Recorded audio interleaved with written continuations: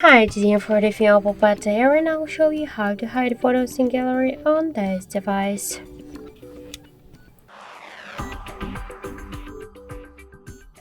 So let's first open the gallery application, and for example, let's hide these two selected photos. Just to do that, we should click to hide.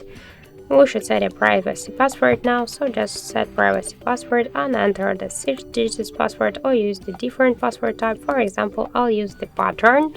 Just draw twice your pattern or enter twice your password of pin code. So here we should use the security question, the answer to the question. For example, I'll use from 1 to 4. Just tap to OK in the right upper corner. So just tap to got it. Click to images and videos. Click to plus and select your two photos. Click to set as private.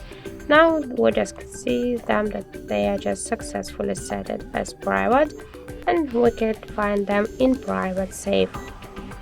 So just to find them, we should first open the files here.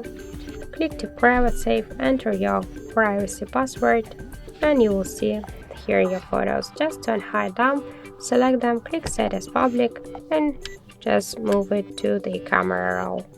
So that's it. Thank you for watching, and if you find this video helpful, don't forget to leave a like, comment, and to subscribe our channel.